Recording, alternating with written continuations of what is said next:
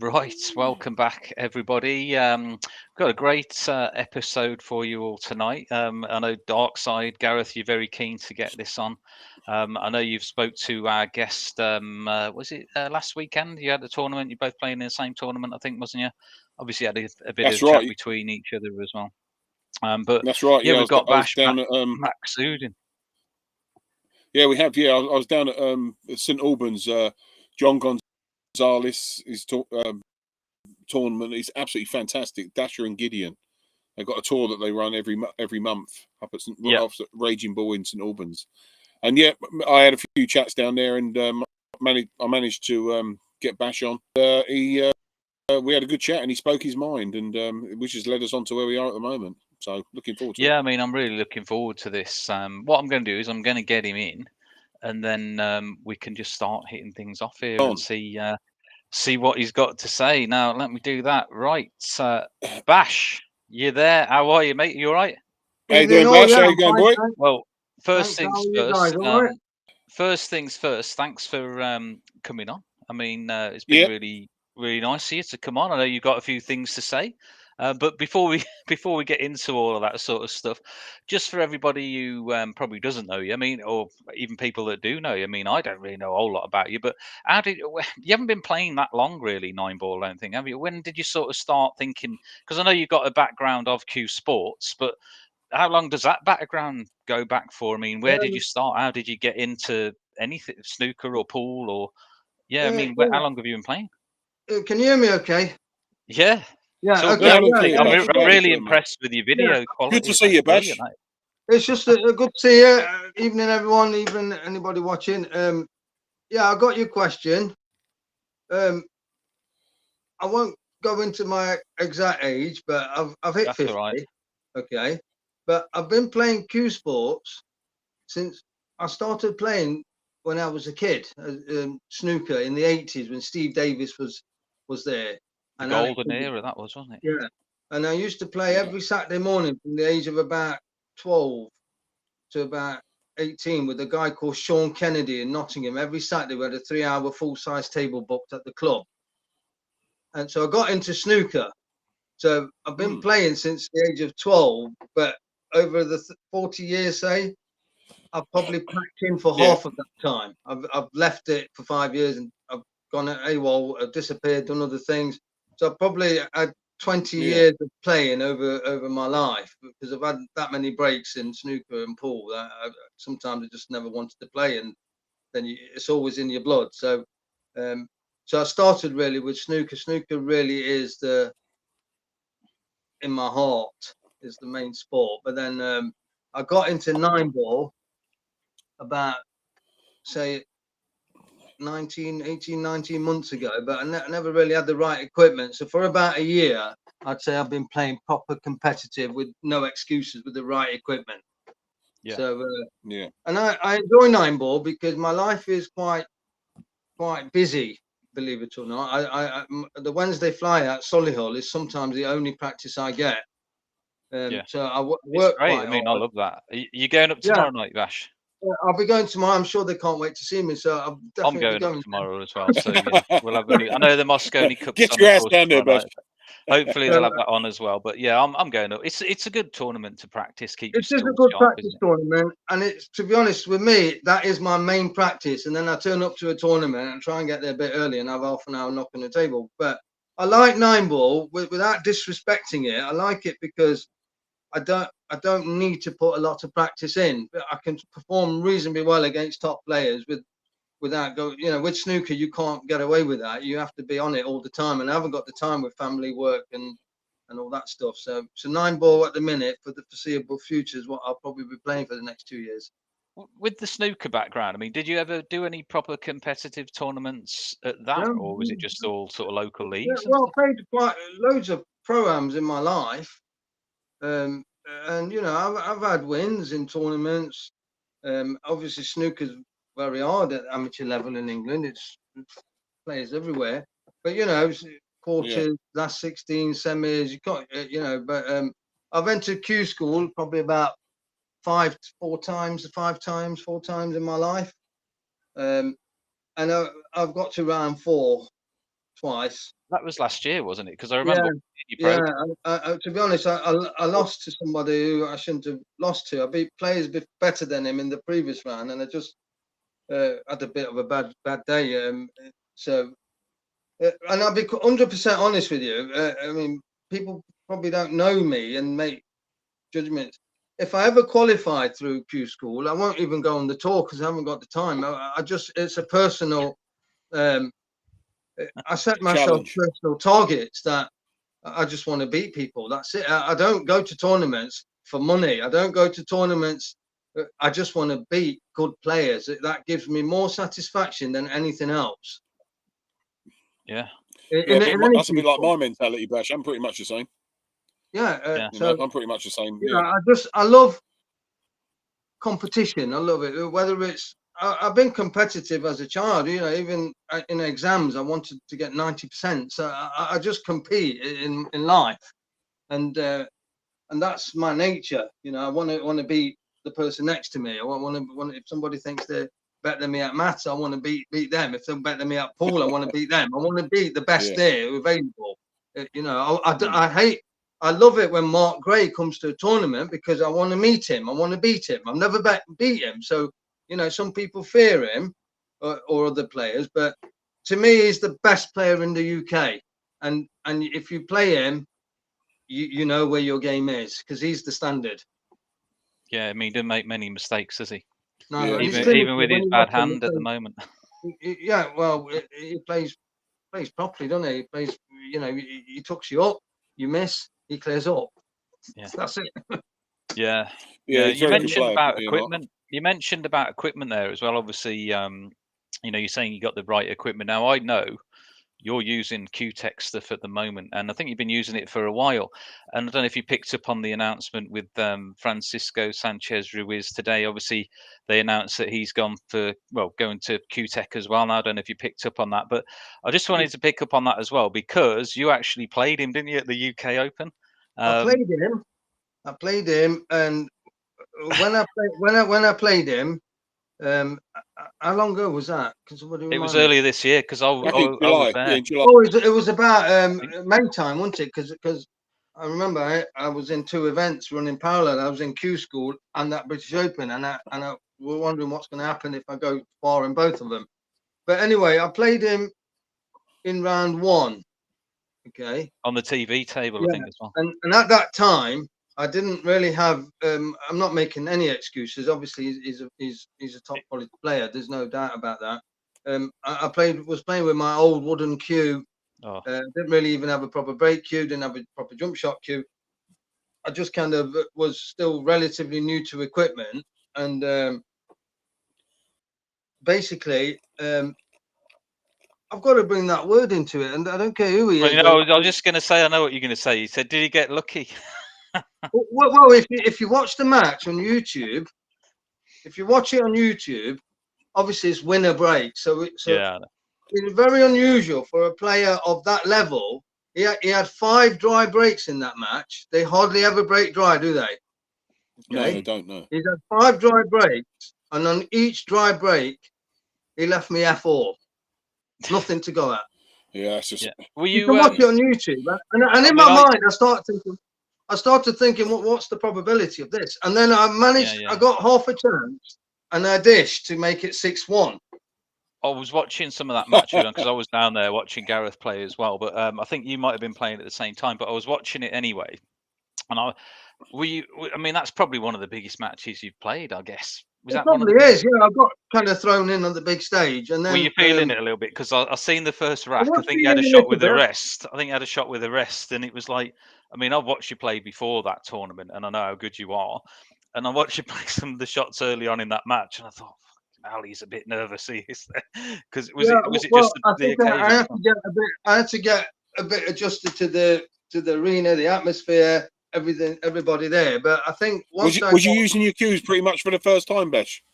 Back then, you just come up with I didn't have any of my Q-Tech stuff then. Okay, right, gotcha. Sorry, I missed that part then. Okay, for about a year, but obviously it's been since about May. Because what happened as a result of that tournament, as I say, he had 5 dry breaks and left me nothing, and then I've had a good chance, and I've got 6-1, and then I broke, And you want to see it when I broke. I think 2 balls ended up right at the edge of a pocket, and I've left him everything dead easy. And I'm thinking, you've had 5 dry breaks and left me. So, look, probably, I'm not saying I would have beat him, but I think a more adequate scoreline should have been probably 9-4 or something if a bit went my way, but nothing. But the good thing about that event was that in the practice room, you see all the top players, and I had a knock with 1 or 2 of their cues, and that made me get into Q-Tech cues because I thought my equipment's really disadvantaging me. Yeah, yeah. Because I've played with some of their cues, and you just stroke a ball and effortlessly it's coming back 6 foot without much work.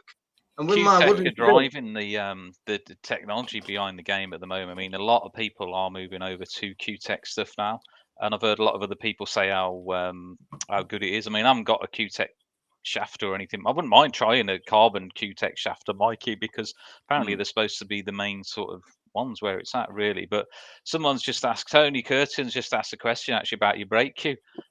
Is that Q? Well, I'm guessing that's Q-Tech as well. But he says, I'll put the question up because Q-Tech breach. Yeah, look, he says he was thinking of getting one himself. Did it help the new brake cue? I don't want to press any buttons on the camera. So no, don't press anything. But you can see. What's it saying? He says he was lucky enough to beat Mark Gray, but of all people, Tony was the other day, with the help of a lucky snooker. But he said, "Is a question for you saying, does the new brake cue help? Because he's thinking of getting one himself." I'll be honest with you. Is that the one? Was that the microphone brake cue, Bash? No, that was the propel one, wasn't it? The jump cue. Oh, the jump cue, yeah. That was the jump cue. But that propel jump cue, as I say, I don't know enough about 9-ball equipment. One day I play 9-ball with a wooden Chinese 8-ball cue, and the next minute I just liked a Q-Tech cue, so I went for Q-Tech. So I don't really know about Predator. I tried 1 or 2 cheap cues out, but they weren't good enough.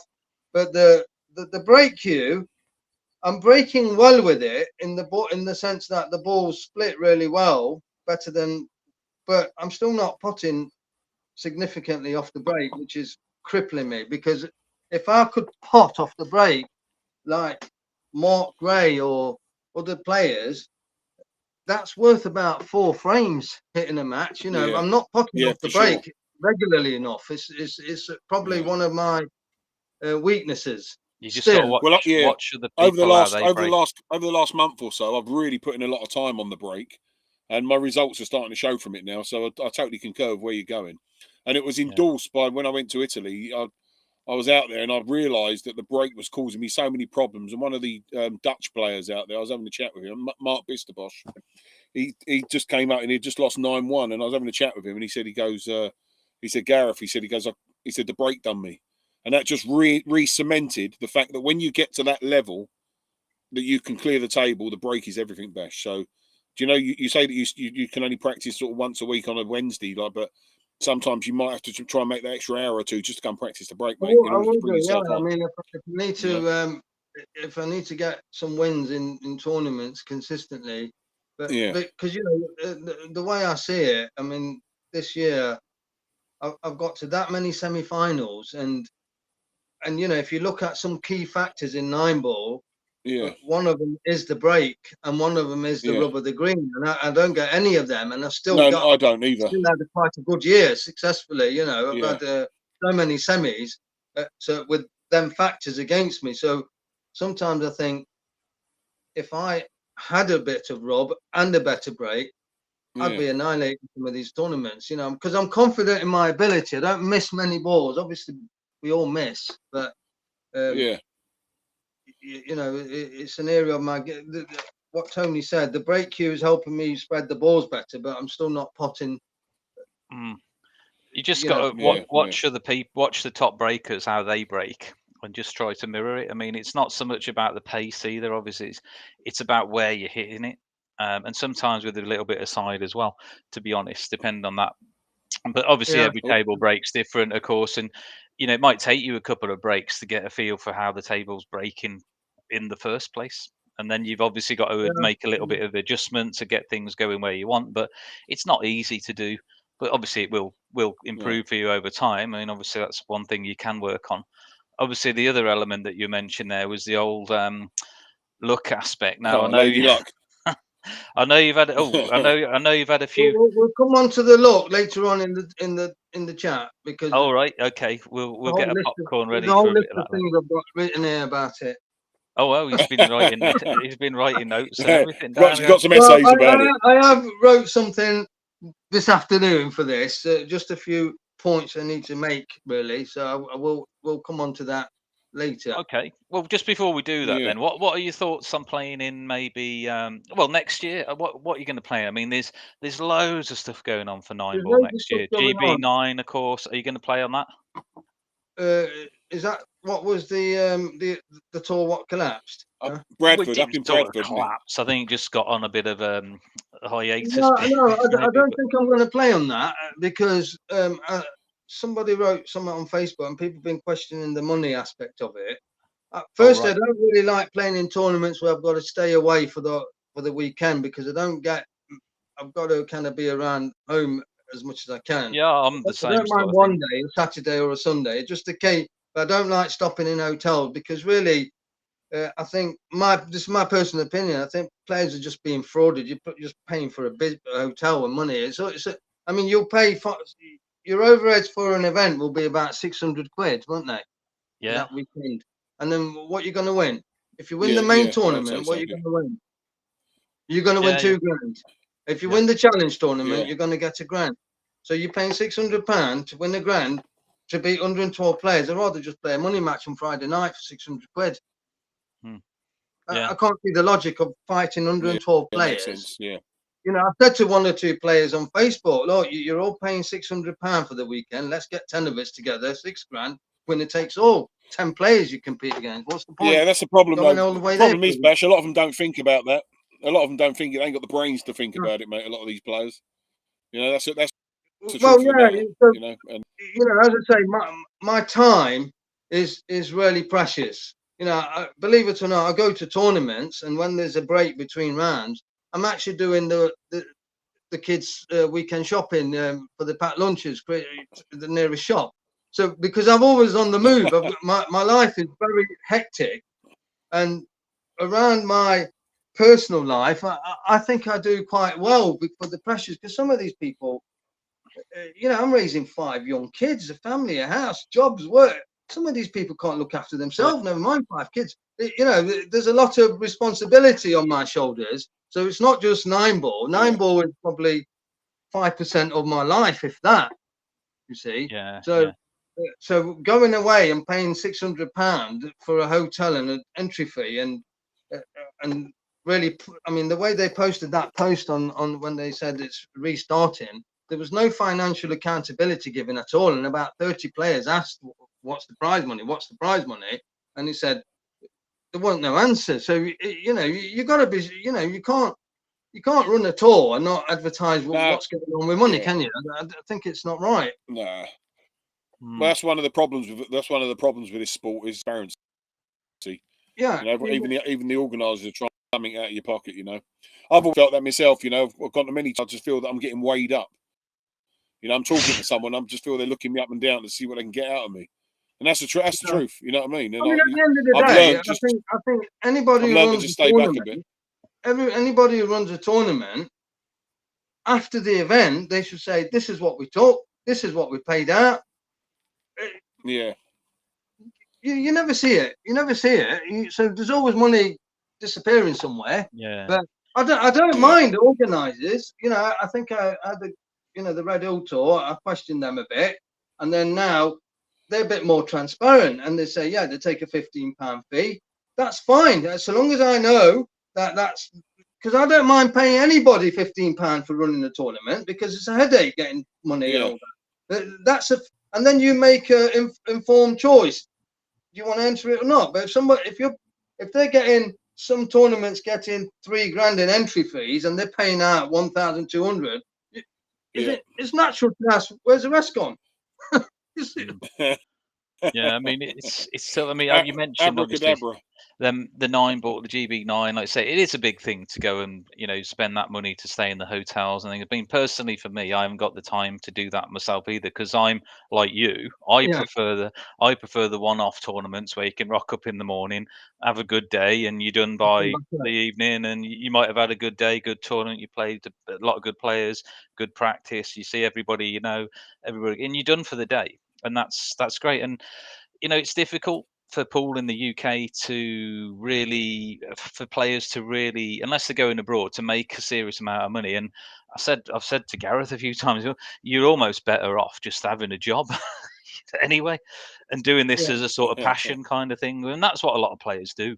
I mean, to be honest, and if they get a win, great. I mean, looking at all us lot and the regulars at the tournament, I mean, nobody's there to make money from a 9-ball tournament over the year. You're there to play 9 to win. You see, Yeah.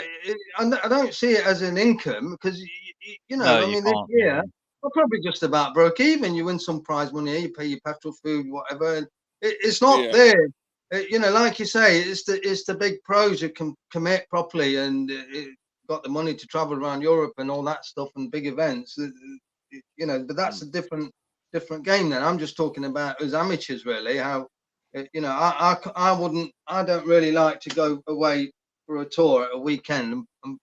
It's not me. I haven't got the time, so I'll miss that. And the tours I'll do will be Phil Wiseman 8 events and a bit of Solihull and some of Ashik's Leicester ones.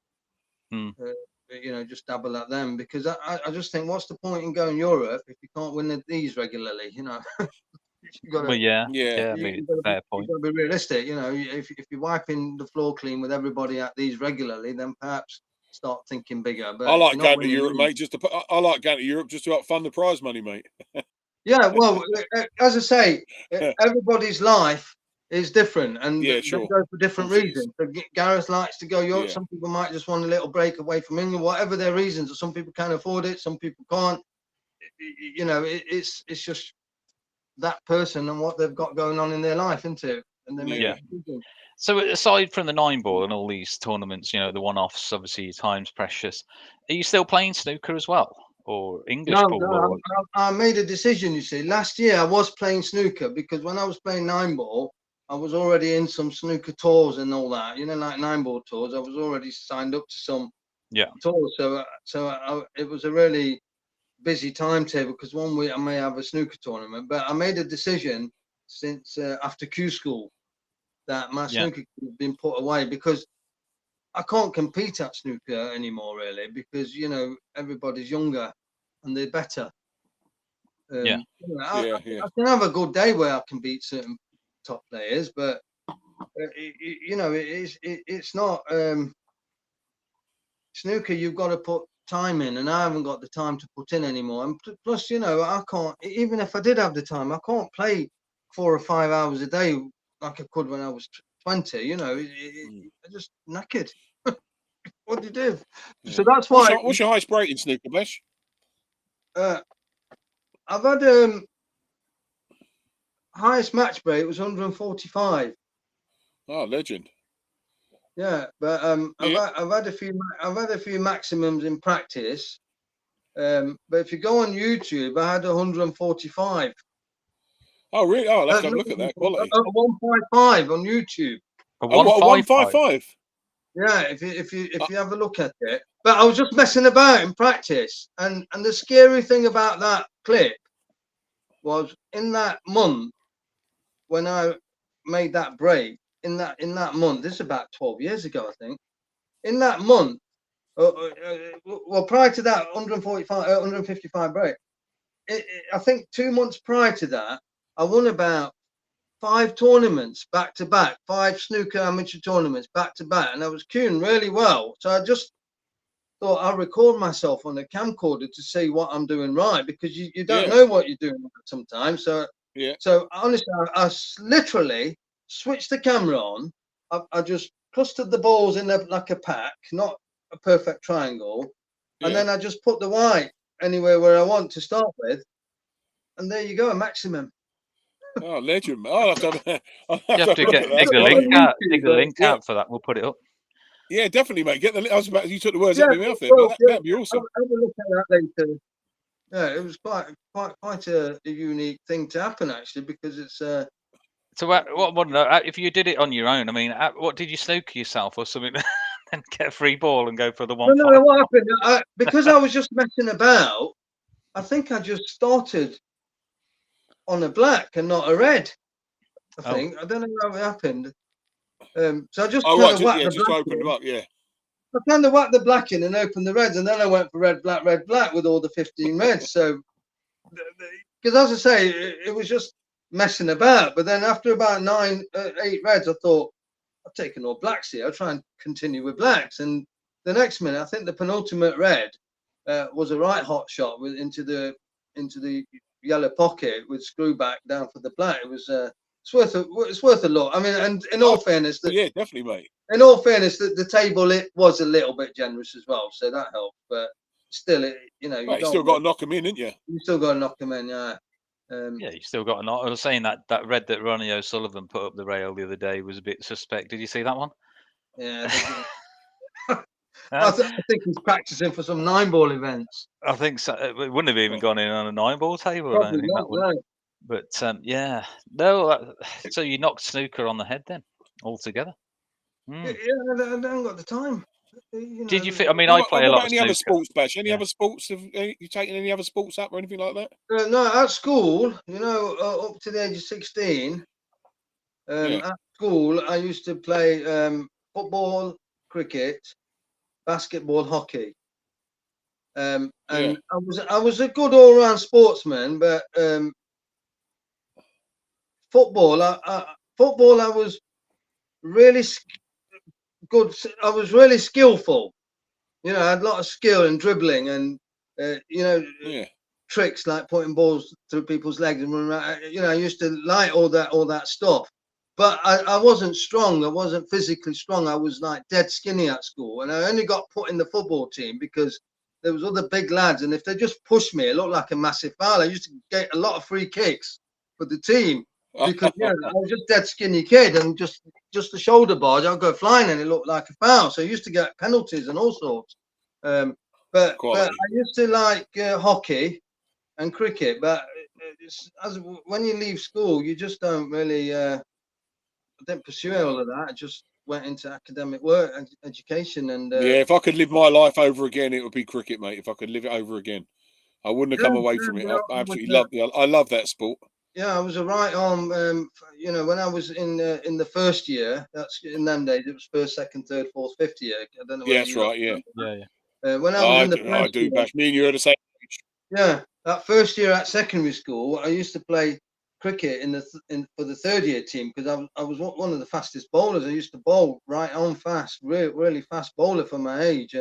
But like Gareth said, I should have perhaps played cricket because there's less luck involved. Yeah. You'd always sports. Yeah. Against some of them players that you mentioned the other day, mate, you'd have come up against them, mate. Yeah, I would have bowled all of them, man. They'd have all found the outside edge. They'd have all found the outside edge for you. You're right there. Just with that snooker thing, I mean, I play a lot of snooker myself. I was doing all right actually in the West Mid League. I won 8 in a row, to be honest, which is like never heard of for me. But then I've lost the last 4 in a row for some reason. But do you think Buffalo, mate? Yeah, I've been going down like a buffalo the last few weeks, but hopefully I'll put a stop to that Thursday night. But anyway, do you think snooker helps 9-ball? Well, not 9-ball, but American pool, because obviously the table's bigger. Do you find it easier to pot the balls, you think, from going from snooker to American pool? Because I think it keeps me sharp, but I don't know, what was your take on that?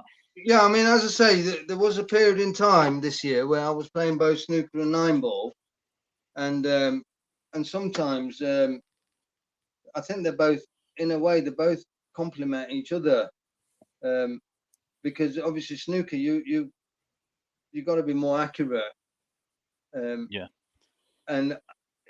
you know, with 9-ball, you see a lot of cue actions on players, and you just think they won't get anywhere on a 12-foot table without cue action. But on 9-ball, I find 9-ball a bit more fascinating because there's people who play really well and they've got really odd cue actions. I don't know, you know. Well, this is the thing, because you Yeah. can be more free flowing with your cue action in American can pool, I be. think, and I'm like that. And when I go back to playing snooker, my cue action's shite. And Yeah, the thing is, you know, Who's told you that, Mick? I think I've got the. If you're a good snooker player, like Mark Gray, he's just got the same consistent cue action across all three sports. From when you watch him, there's not much difference how he cues, and I think I just try and just cue what comes naturally to you. I don't adjust it because this is 9-ball or sport, whatever. But when you see other people play and they get a lot more side on the ball with perhaps a wavy cue action or something, you do tend to think, well, shall I experiment? But I just think, just get on with it. You know, I don't have the time to experiment, to be honest. But I just think. Yeah, I was always fascinated with the way Mark Gray used to play, because he used to playing for snooker cue. My God, that boy could do wonders with it on that 9-ball table. You know, I'd always just stand there and watch him just from a distance, and the cue power and the ability to put that cue around the table with a cue put the ball around the table with his snooker cue was phenomenal. And he's not got involved with the Matchroom lot here, like on the Matchroom events, because I think someone of that caliber, but he's definitely got the ability even now to go and take some proper call from them people. I don't know why he doesn't go further into 9-ball, into a bigger field. No. Well, he was for a while, but then he sort of knocked it on the head a bit. I mean, I don't know why. Maybe he's obviously got his reasons. Maybe it's a enjoyment thing. Maybe it's a financial thing. I don't know. But it's nice to see him playing again. I mean, I played him once. Well, I played him a few times in the past, but I played him at a GB9 once a few years back. But I was playing quite well. He beat me 9-6, and he missed. I think he missed one ball in the match. He ran out 3 of his own breaks. And I couldn't probably play it any better, to be honest, and he beat 9-6. You know, but it's nice to see him playing again. We'll have to wait and see what happens. Yeah, there's a few really good players. Are you familiar with Phil Burford, Bash? Yeah, I've seen him at the events. I don't know him personally at all. Yeah, another one, absolutely. But he purely is American pool. But what a talent! You know, say if you ever get to watch somebody, just watch the complete game. If you ever get that chance to watch, he's up in Darlington, but he was up at when we was up in Scotland. He was up in Glasgow, wasn't he? Yeah, in Edinburgh. Yeah, he was up in Glasgow. That's right, in Edinburgh. Yeah, he's definitely a player to watch. You know, he's got a complete game for American pool. But again, another one who's got his reasons for not playing as often as he, or just pulling out of it. Really, to be in a nutshell, you know. But, speaking of that, about Mark there, look, Shane Conroy, main man at one of the main geezers at Solihull, Q King, Q Doctor King himself.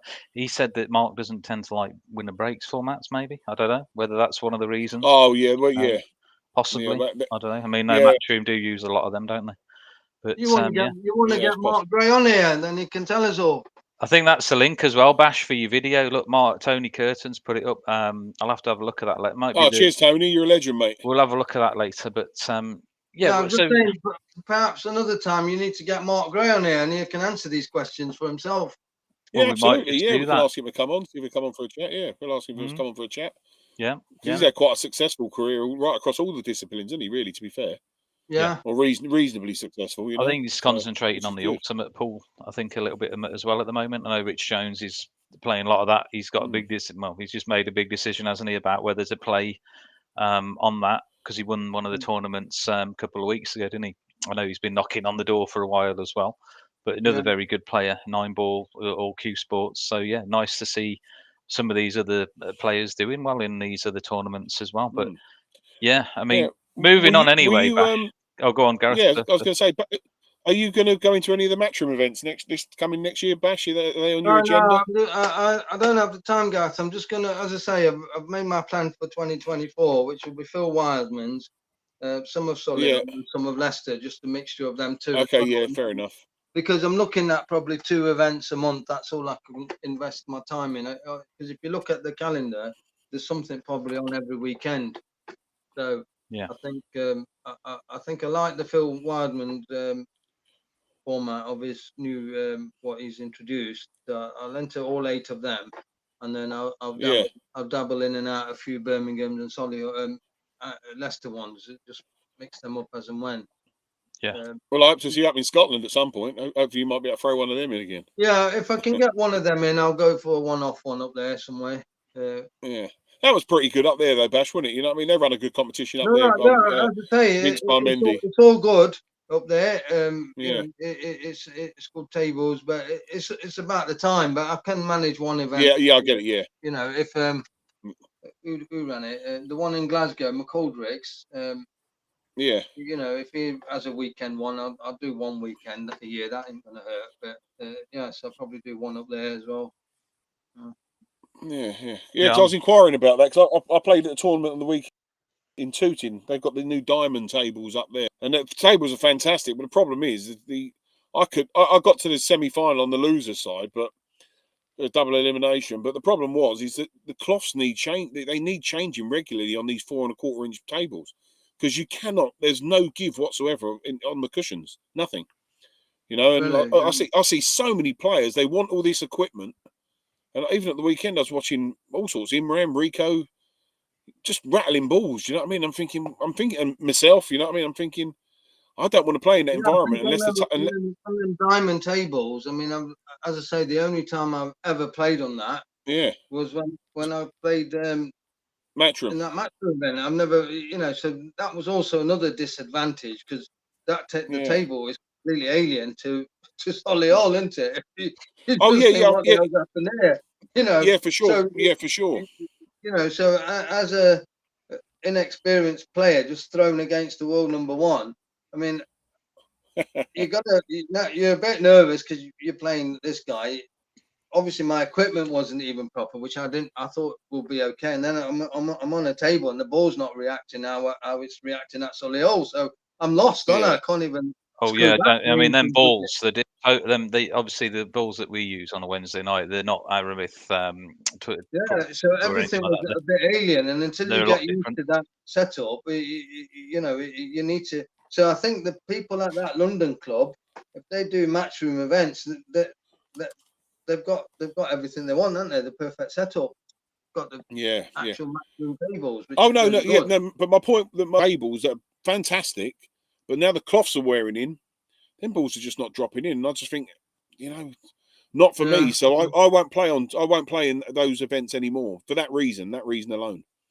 You know, I'm seeing Rico, Imran, and loads of people just rattling balls, and I'm thinking, God, these people normally take racks on you. You know, but I don't know. I weren't up for that one. That's for sure. I don't know. Anyway, maybe because I lost. Maybe I'm bitter. Well, I don't know. As I say, I'm not had enough experience on them tables, so I don't really know what they're going to react like with bad cloths. So. Yeah, no, fair enough. Well, off the back of so, all Bash, that, tell me something. We had a little chat. Or let's move on, Bash, Yeah, because me and you had a little chat at the weekend. We had a little chat at the weekend. A great little catch up with you. I love catching up with you, Bash, because like even one thing I like about you, mate, even and you like me now, is that your shout over, do you fancy a cup of tea, even if I'm playing, and vice versa. And when you got that sort of relationship, yeah, a long way with me, because there's no, and don't interrupt me, none of that, because we've got that respect, you know, right across the board. But moving on to the luck factor here, Bash. You know, you mentioned that luck factor, and I can totally understand where you're coming from, you know, about with a lot of these players. And the thing that annoys me is the fact they don't even acknowledge the fact when they get lucky. It's like they plan to do what they've done, and they've missed a shot or done something ridiculous, and they've got away with it. For me, someone commented on a post, you can't accept the luck, you shouldn't play. But I in some ways I agree with that. But I tell you what, when it's constant, it just drains you down. Over to you, Bash. I think you've hit the nail on the head, because if you look, I mean, I think it's very difficult to be totally independent and not have a biased opinion. But I try to be quite logical and give, you know, when I go to a tournament and I come home when I've lost whatever round, I ask myself, well, what have I done wrong? Because you've got to correct the things you've done wrong. Yeah. And sometimes you can lose and not do anything wrong. You see, and no word. I mean, Gareth says sometimes the players don't show any apology, and sometimes they do. You know, it depends on the player.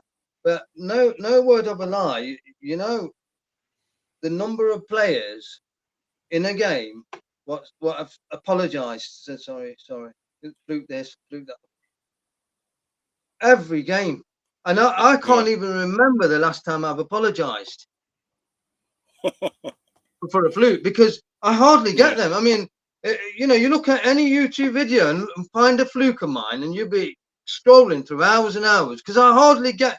And I'll tell you one thing. I think, you know, Gary, your mate, Gary, My mate.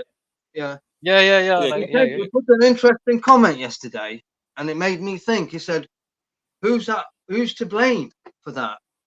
If one player gets all the rub all the time, regularly, and others don't, who do you blame?"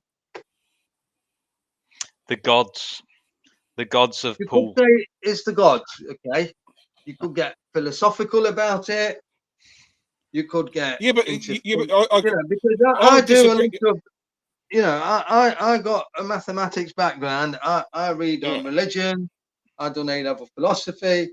I read interesting stuff about fate, destiny, God, the world, creation, what we're doing. You know, I'm a bit more than a surface pool player. What people just see as, you know, I argue with people, but it's in a constructive way.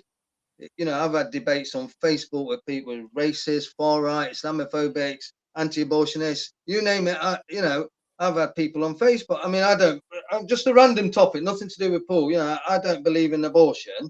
And some woman on Facebook who was my friend said, "I'm no longer your friend because I don't like your views."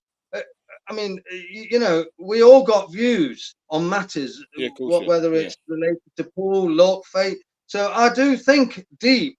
You know, I go to tournaments alone. I don't go with anybody because I don't want to go with anybody. I like to be alone. I like my own company.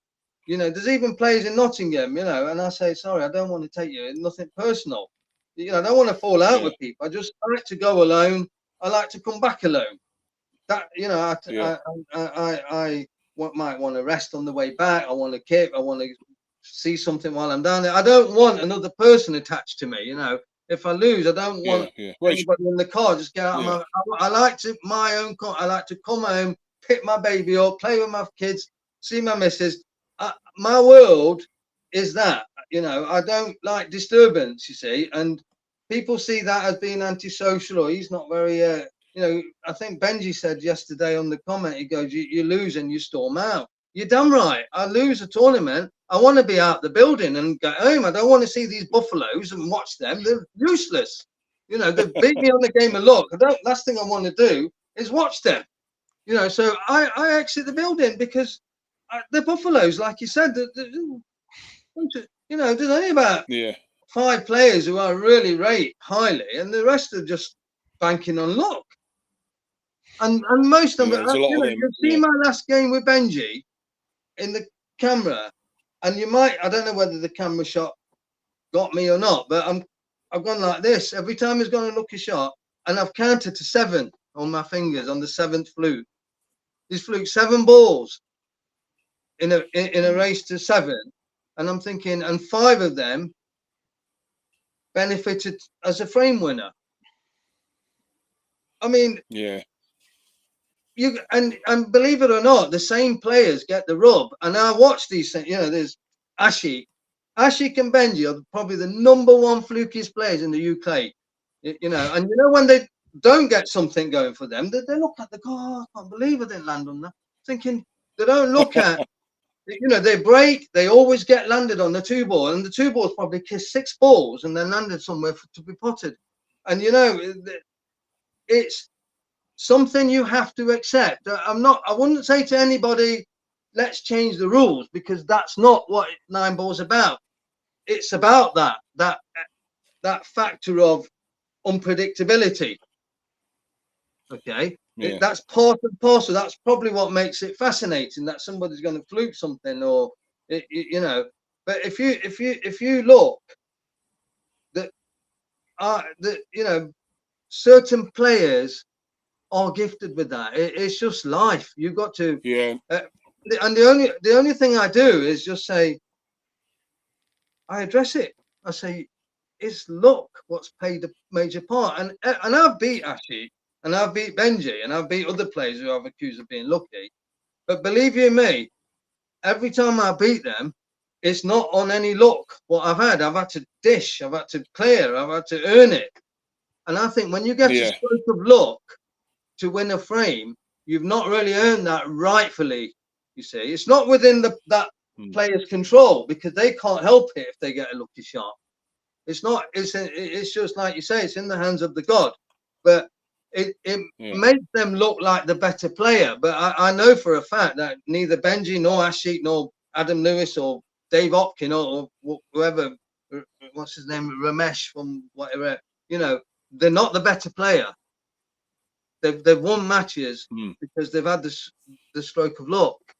You see. Yeah. And if you look at these players, I've waited till the end of the year. Deliberately, this was coming because I thought, let it pan out, because people say it'll even out.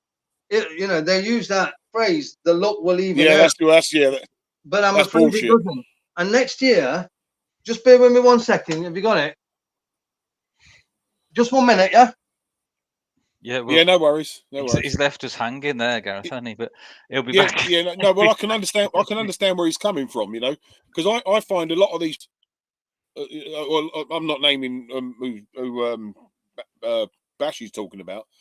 They just randomly go for shots, and then you see them, and the outcome's phenomenal. Sorry, I went. It's like they've either hooked you. I went shopping today, and what I'm going to do next year to prove my point is that every match I'm going. You know, who that guy?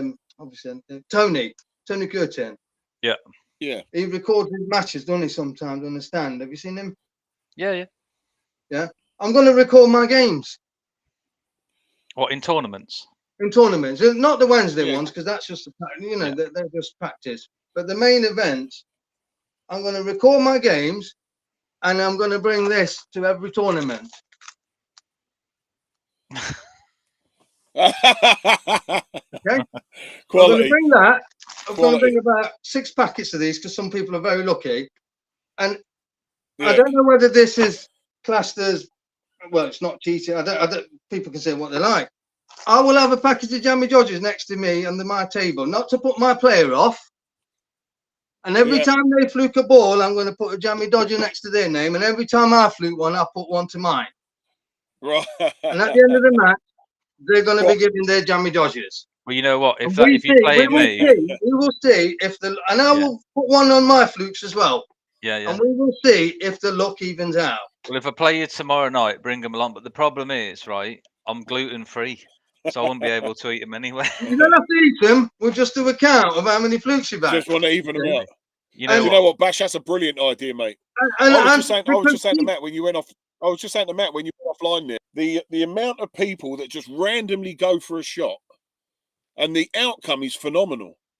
You know, it's phenomenal, and so I totally concur with you with where you're going. And then like the thing that annoys me, like they've actually pulled it off, and they were going for some shot, and they end up hooking you behind some random ball. It's like they played the shot. The thing is, it's a form of psychological torture, okay?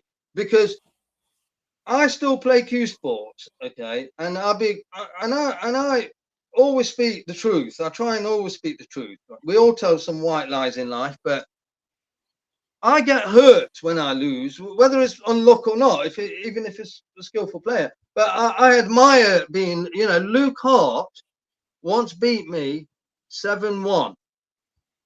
And no word of a lie, he played the best 9-ball anybody's played all year. He did not miss a ball. I shook his hand and I complimented him. I said, that was unreal. There's nothing I can interact that with. And he beat me 7-1. Yeah. And he did not. He had 4 break dishes, and there's a difference between a break dish and a skillful break dish, because people like Ashi, they break and ball splatter, and a 5-year-old could clear up from how lucky he lands with on everything. Everything's nice and easy. That's not a good player. That's the balls. But Luke Hart, he dished fun breaks where balls were awkward. You had to kiss and cannon something or knock something out. He done 7 quality finishes. So you shake the guy's hand and say, of course, yeah. I loved watching that. And that's what I said to him. I said, that was quality, mate. Because they weren't dolly finishers. Okay. These players like Benji and that, my God, they break. And you'll see the ball, what they land on. It's collided into the rail and knuckle, another ball hit there. And they're happy birthday. They've had Christmas, Eid, Ramadan, Diwali, all given on the plate to him. Again, and not just like Gareth said, I gave it a year because I thought maybe my luck will start changing in the year. You know, I've got semis there. He fluked that. Got semi. Oh, he fluked 3 balls there. He fluked that. And all year, there's been no turn in the luck. So at the end of the year, I've given these people a piece of my mind. I've told them straight. And cages are rattled when because people will get hurt with 2 things in life: the truth or lies. If you lie about somebody and make allegations, that hurts, you know. But the truth also hurts. And my allegations about their luck is for all to see on YouTube videos. You watch my Benji matches, he flukes. He comes out of jump shot snookers. And this Sunday, last week I was playing Ashik in the Flyer, and he's fluked about 3-4 snookers on the trot. And this wasn't this weekend. I know it's just a Flyer, but it got to the point where I just laughed at my visit because I'm thinking, you know, not again. And it's fluke after fluke. He just wanted you to try out your Q-Tech jump cue. Yeah, but you start thinking, when it's repetitive, you start thinking it's torture. It can be a bit of a torture. Well, going back on the fluke, right? If you break it down and try and think about it more logically, yes, you know, when you break off in 9-ball, you what you're trying to do, pot a ball and get the white somewhere to have a shot on something else. That's all you can do. I mean, you're hitting the ball into the pack. You're hoping. Well, you say pot a ball, Matt. It's more specific than that. You're actually trying to get the wing ball, the one. Matt, you got that wrong. You got that wrong. Most of these players who break, what do they aim for? The wing ball, the one. The one ball into the middle pocket. Yeah. Right? Yeah. You watch Benji, the number of times that one ball don't go in the middle pocket and something else happens. Well, no, I'll let you into a secret, because if you can break off as well in a certain way, if the one doesn't go in the pocket, sometimes you get another carom off another ball into the lower left-hand corner pocket, either side, depending on which side you break from. You do. And you'll get that happen a lot. Nothing else goes in, and that one ball's gone into the other pocket, or rattled in that joint to the other pocket. You know, it's not skill. If somebody pots the one ball in the middle and then perhaps dishes, that's a deserved dish to an extent. Yeah. But when that one ball ain't gone in there, what they played, and something else. Well, so I don't aim for the one ball in the middle, because probability doesn't go in often enough. So I just aim for a whack. Well, I don't care as long as something probably goes in. Not the best way to think it through. But going on from the break, I mean, what I'm trying to take that out of the equation, because look, you're going into the pack, you're hoping something's going to go in, but thinking about it more logically from a regular shot, right? You're at the table, you've got a pot. In your mind, you know how you want to pot that ball and where you want the white to go after you potted it. So it makes sense, doesn't it? You know, you got to get position or whatever.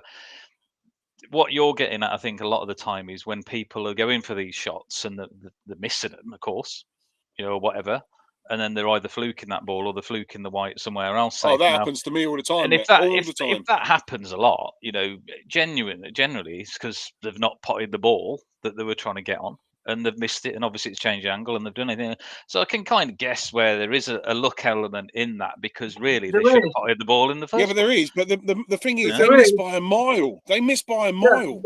It doesn't matter whether they miss by a mile or not. There's certain players who I come up against, and when you know you put them in a really good snooker, they jump shot out of it, And because I've stopped apologizing if I get a fluke, because 9 times out of 10 when I've got a fluke, they fluke me back in return. You get nothing, no benefit from it. Yeah. Okay, but Yeah. also these players not only get a fluky safety or a snooker from a jump shot, when this is double torture. When they miss, they get away with it, and when I miss, They leave nothing. you're guaranteed. You know, if I had the time and the effort Sounds to like go me. through my matches and find all the clips, the evidence will be ample, honestly, because I know what I felt, and it's not me being biased, thinking I'm unlucky. And I know that certain players, if that ball hadn't gone in or that ball hadn't gone in for a fluke, that match would have been a different result completely. Maybe, yeah. Well, you And know what I and think. it does affect results. It does, it does. And as I said, the day I stop playing Q sports will be when losing doesn't hurt. Losing hurts me. It's painful. I play competitive, Yeah. and when people have won on flukes and continuous flukes, not just one, you're talking 7 in a match. Yeah. That is disproportionate. That is hard, and it's not just one match, it's regularly the same players get it. And I looked on Sunday, and the same lucky players who get luck against me, they don't get luck against Mark Gray. You look at Adam Lewis, he had about 4 dry breaks on Mark Gray. He plays me, he gets everything for him. So there's some, I don't know anybody knows about physics here, but there's there's the 4 fundamental forces: the strong force, the weak force, the electromagnetic force, and gravitational force. But in nine ball, there's a 5th force. I call it now the fluke force. It's the fluke force, and some people have this.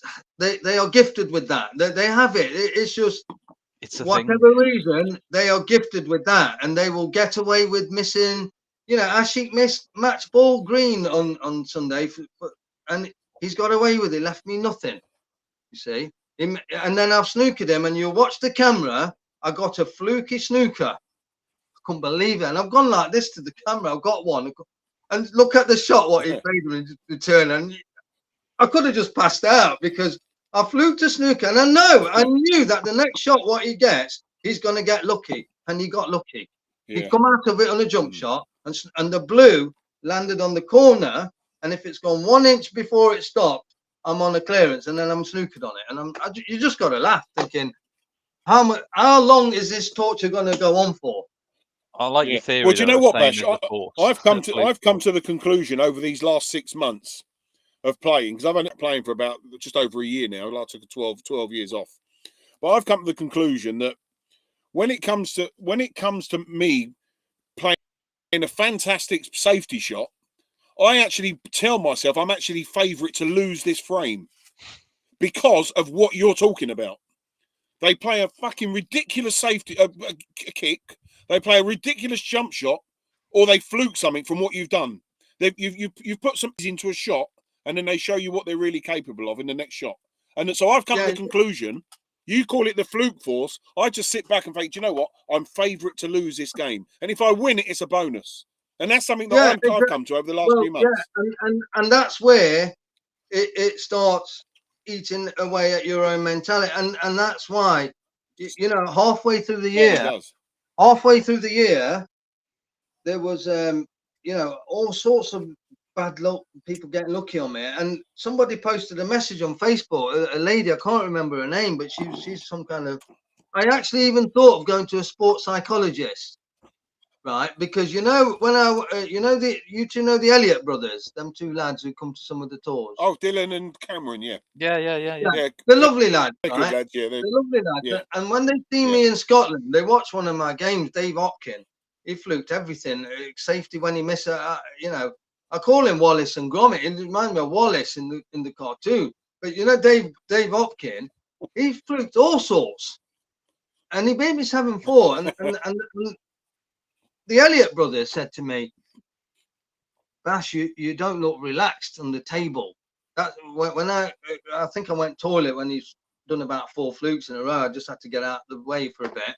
He goes, "You don't look relaxed." And after the match, I went up to him and I said, the reason why I don't look relaxed and I look intense is because, honestly, I'm saying this openly. I don't know whether it's exposing a weakness in me and my mental strength, but because I stand there, like Gareth just said, and you play a good shot and you just think, please God, don't be fluky after this shot, because I've just played. Yeah, I know. Yeah. You know, and I'm fearing a fluke. The fear of a fluke in my head is like shaking me, because I just think, because it's happened that often on key stages by the same players, Benji, Ashik, Dave Adam News, Ramesh, the same bunch seem to get this escape shot and get enormous benefit, and you just think the world is not just, it's not fair, it shouldn't be allowed, it should be illegal, but that is the game, and you got to, and it becomes torture, it becomes torture. And when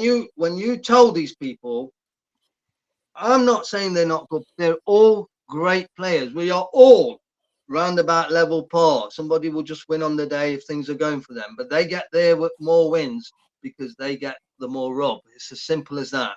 It's not that they're doing anything more miraculous than me or you.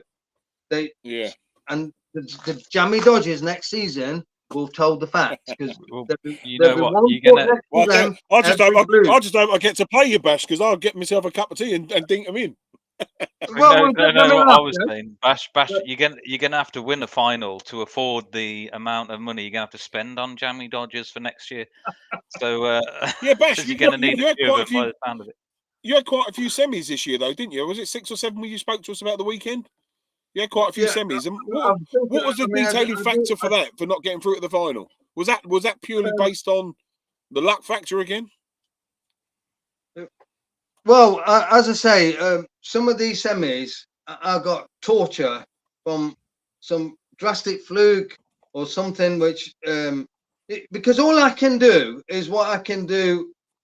You know, when I beat a player, I'll be honest with you. If I beat any of you lot, Matt, I beat you last week. Okay, can you recall any lucky shot I had? Mate, I can't even recall the game. Yeah, well, I do. I just forget about it, you know. Yeah, my mental but game is brilliant, mate. You know, if I had about 4 flukes, you probably would recall it. I honestly can't even. Yeah, I'm just saying. What tournament was because I challenge any player who's watching this and played me, saying, Bash, you beat me on that match because of that fluke. Not one player will come forward. You ask players, and I've had this at the venue, and people say it quietly because they don't want to upset these Ashiks and Benji, because they're the mates in inverted commas. They don't say, Benji, you're a lucky fucker, Ashi, you're a lucky. They don't say it because they're too polite to say it. But it needs to be said, you know.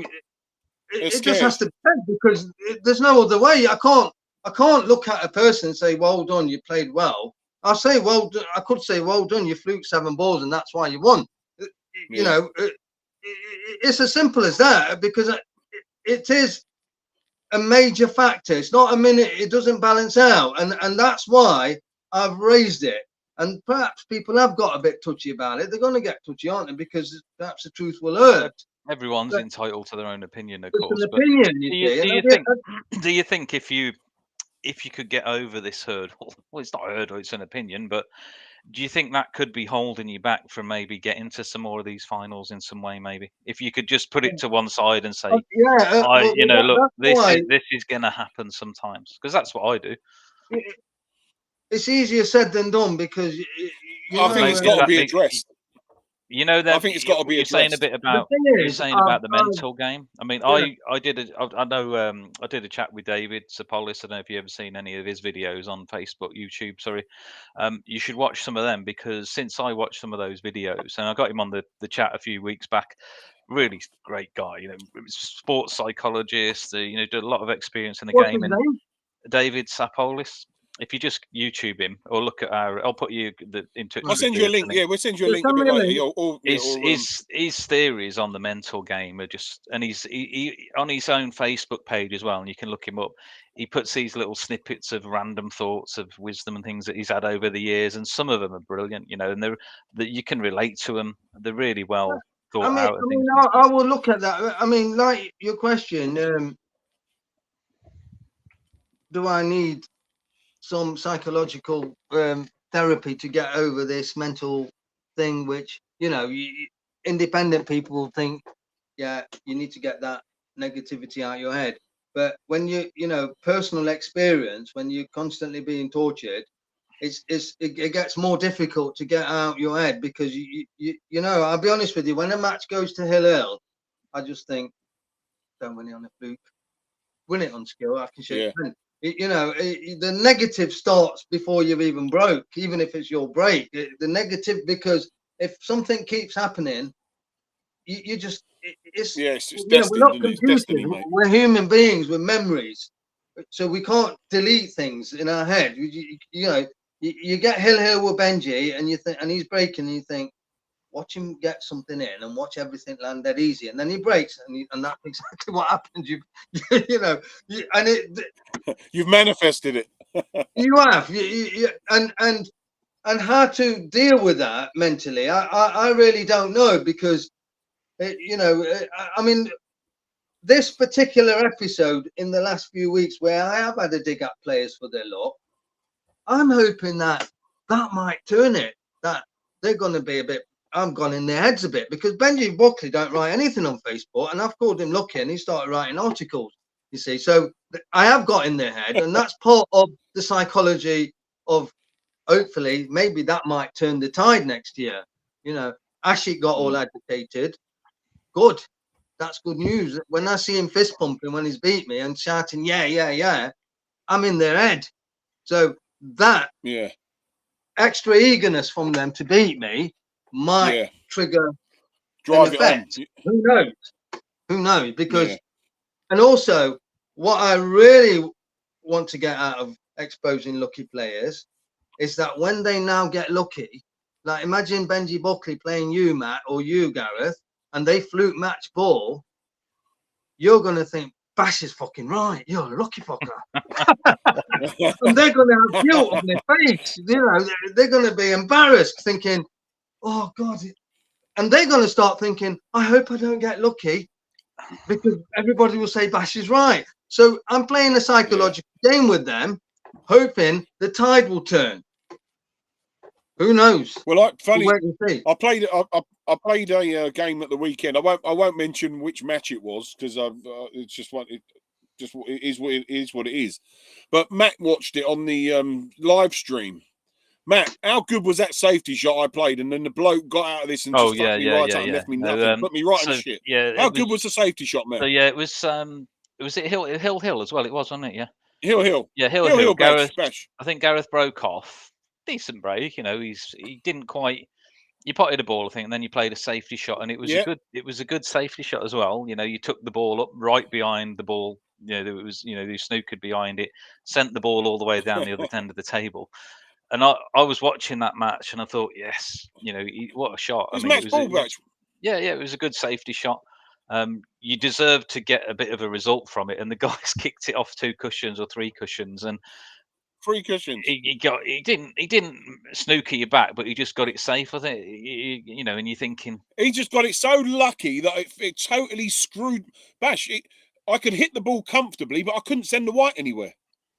Yeah, I couldn't send the cue ball anywhere. I know exactly like, what the fuck is this? You know, they leave the ball in that one position where there's nothing you can do.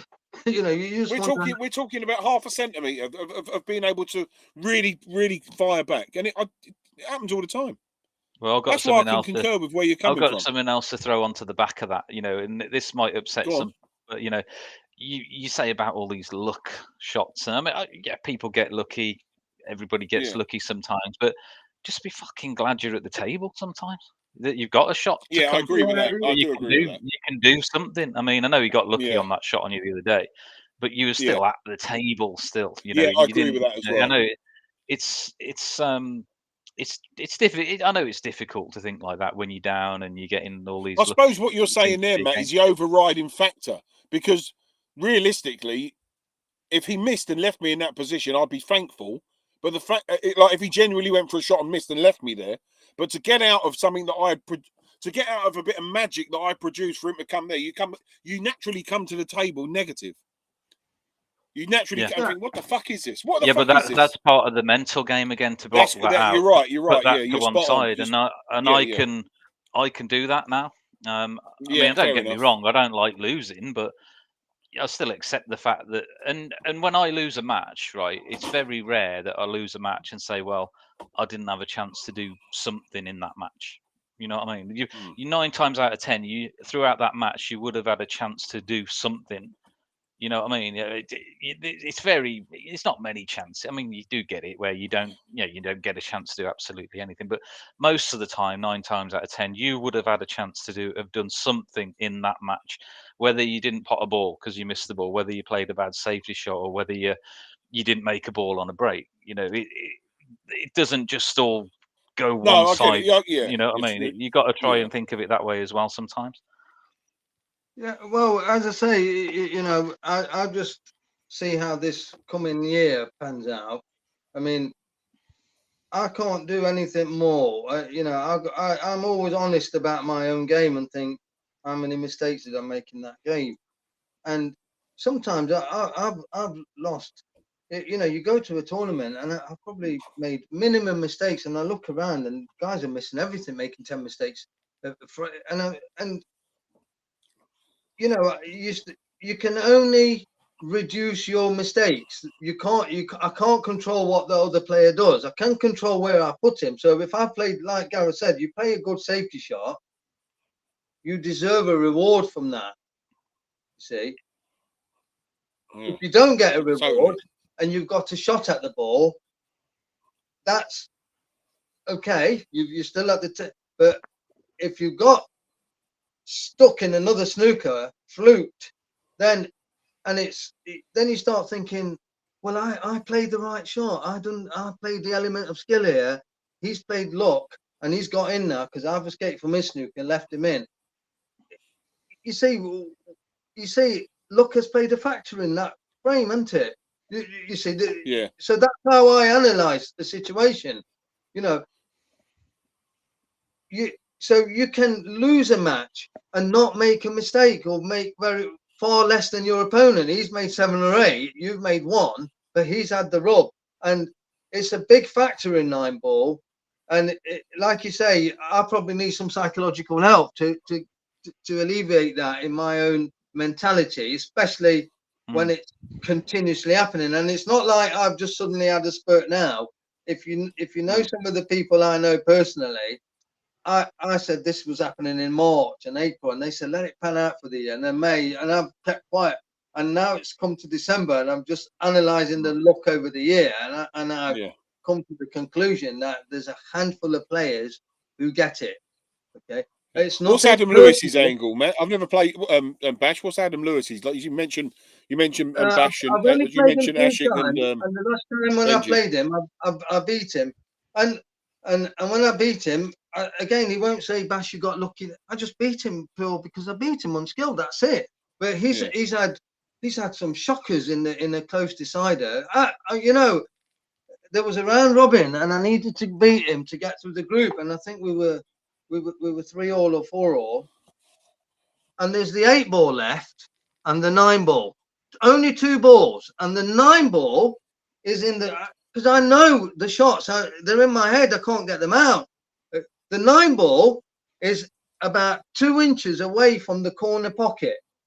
Okay. And he's gone for the 8-ball down a rail, and he's missed the 8-ball. Okay. The 8-ball has ended up right behind the 9-ball. The whole table, there's nothing else there. It's gone round the table, this 8-ball, and he's snooking me on the. And I tell you what, you know Joe Prince? Do you not know Joe Prince? Yeah, I think so. He's an 8-ball player. Yeah. He ended my 8-ball career. Joe Prince, he's a great player. But he done a fluke on me on an 8-ball table. And this fluke, it must have been about 10 to the power 650 million to 1. And he flew this ball in, and before he played the shot, I can't argue about the outcome because it was in an IPA 8-ball event, and I called a ref because it was going to look like he's going to hit my ball first. His ball was stuck, everything stuck in a corner. I'm favourite. And what he did, I'm not saying the ref, so I can't say it's right or wrong, but there's no way a ref could have made the decision really, because he knew he's going to hit my ball. He knew it. There's no other choice. The white can only just get through a gap, and then it's got to get through another. So there's 2 gaps to get through, and he's got 0.5 millimeter of a ball showing.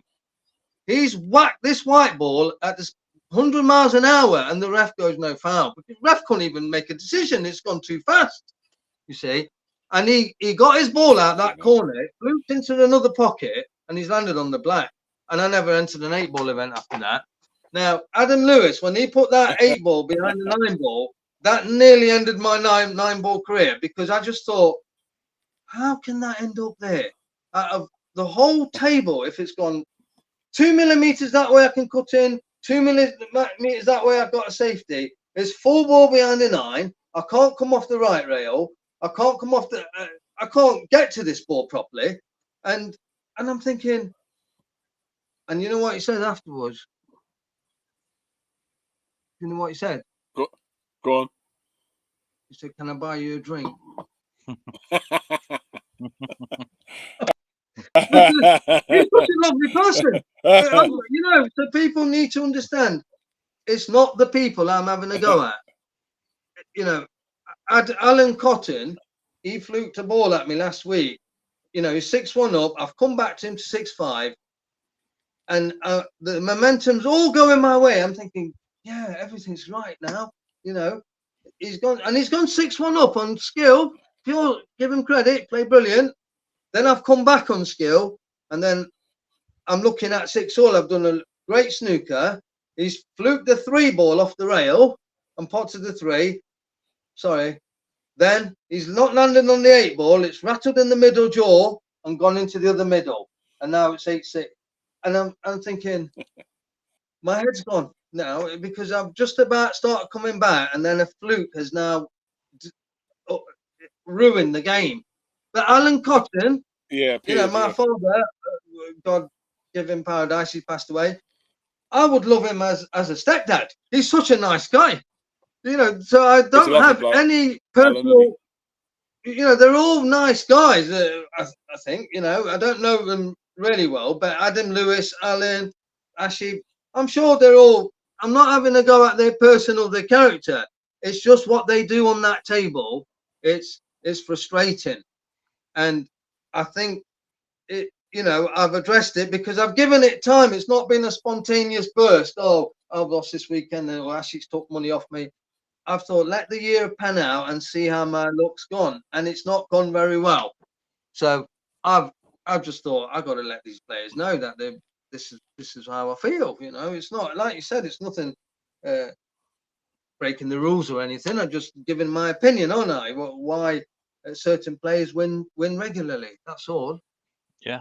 Yeah, I mean, what did you have written down on your bit of paper? I mean, have you covered pretty much most of it, what you were saying, or was there other things? There's another thing, you know, about 10-ball, which I've got to bring up with Benji Buckley, because, you know, I mean, I am straight talking. I don't beat around bushes with people, but 10-ball. I used to have a nickname on one of the forums called Straight Talker, Bash, years ago. Yeah. I had a nickname you know, I say Straight Talker, and I used to destroy the people. Yeah, I mean, the thing is, you've got to be straight with people, and as I say, there's this fluke force which we need to address in 9-ball, but 10-ball. You need to come over to the dark side with names like that. Say again. You need to come over to the dark side properly with a name like that. That's quality, man. Yeah, the fluke force. Yeah, fluke force. But you know the 10-ball. I played only a couple of 10-ball events, and in one of them it was Mr. Buckley again, and I didn't know the rules of 10-ball fully. So one could argue, well, you can't cry about it after if you don't know the rules. That's fine. I accept that argument. I'm not disputing that, but it was a group stage match, and I needed to beat him to qualify. So it was something at stake, and he done a dirty on me, and I need to express it because, you know, on the day of the tournament, I'm not going to make an issue with the organisers or anything, but you know, it's an incident which happened, and I brought it up yesterday on the Facebook, and he's counteracted it with a load of bullshit. So I thought I need to clarify his bullshit. We're Well, what playing happened? I mean, Temple. yeah, tell us what happened. Yeah, Then, what happened? give Yeah, us It the was back. a give us the race. background. It was a race to 5, and I'm 4-2 up, and I've got the most easiest finish of about 4 balls left, and you know, I didn't know the rule about nominating. If the ball's obvious, you don't nominate. So I think it was the 3. I'm cutting into the middle, but the white was cannoning into the 10. Yeah. And there was a possibility Yeah. that the 10 might go into the corner pocket, but it was highly unlikely because you just got to get the 10 was further down the table. I've got to hit it in the right place. But the white was unavoidable. The white was going to hit the 10 because it was a thin cut on the 3. Okay. So obviously I'm going for the 3 in the middle, but my confusion of the rules, I just thought I better nominate the 10 in the corner just in case it goes in. You see what I mean? And it was highly unlikely that 10 was going to go in, you know. So I didn't know, you know, I didn't have to nominate really the 3 in the middle because that was obvious. And if the 10 gone in, I carry on my visit, don't I? Well, no, you'd have won. Yeah. No, the 10 gets respotted in 10 ball. I can't remember. Yeah. We're supposed to be Yeah, it playing does a get 10 ball respotted, tournament yeah. on Yeah, Sunday the as 10 well. gets respotted, but I would have carried on my visit. So I've gone for the 3 in the middle. But I didn't nominate the 3. I nominated the 10, and the 10 didn't go in the corner. Okay. Yeah. And then he's called me up. But the 3 went in. Saying, But the 3 went in, yeah. 3 went in. Now, had I not said anything about that 10, now this is my lack of knowledge of the rules. You see, had I not even said about the 10 and just gone for the 3, 10 goes in, respot. I finished the table. The game was over. But he knew that that 10 isn't going to go in, and I'm just saying it as some kind of security measure because I think you have to nominate it, which I didn't know you didn't. Right. And then I get loss of turn, and he's dished up. Now I think that was pretty sly of him. So since that day, I've not really liked him, to be honest, because I don't think that's quite a sporting thing to do at a certain level. Because he knew damn well that 10 ain't going to go in, and I'm just covering my back. But I didn't even have to mention that. If I'd known the rules well enough, I wouldn't have even said anything because the 3 was the obvious ball and 10 go. And I got 1, and that cost me X in the tournament. And he's come out with some crap. He's saying, I told you that. He didn't tell me anything. He's just bullshitting. But I just think it's a bit of a desperate way to win because 10 ball is more skill, and that's the only time I've played him at 10 ball, and he lost. Really, although he won, he's won on a bit. I call that unsportsmanlike. Ashik's commenting saying he's got some 10 ball cash games ready for you again if you and Ben. Yeah, that guy. Problem with Ashik is he's welcome to comment. Problem with him is he's a very greedy person for money. Okay, but he doesn't make out he is. So he can bollocks to his cash games. We'll carry on playing on the tours. Yeah, because he sends me messages. You know, every time I beat him in a tournament, it gets to his head. And what he's done that on the night, I beat him some tournament in Leicester or Birmingham, whenever, and at 4 o'clock in the morning, he's messaging me, "Do you want a cash game?" Right. and he's messaging me from 2 o'clock to 6 o'clock in the morning. So he's obviously not slept well that night. So he's coming at it he's building it up. He's letting you beat him in these tournaments to psych you up ready for suckering you in for the big money game. There will be a money game. I like them ones. There has to be a money game with Benji. There was some guy. Yeah, there was some guy that years ago. He's a right prick. His name's Lee Rigby. I don't know if you know him. He's from up north. He's I don't know, but Newcastle, somewhere like that. But I destroyed 9 ball, done him at 10 ball, giving it all the big and saying how good he was at 8 ball and all that. So I just thought I'd let him carry on. And then he wanted a money match with me up in Nottingham. We was, and what he was doing, so I agreed. It was a couple of £1,000, I think. And man, do you remember that, Matt? Do you remember that? We went up there. I can't remember. Under darkSIDE Promotions. Can't even remember. Yeah, we recorded the whole thing. But what a prick!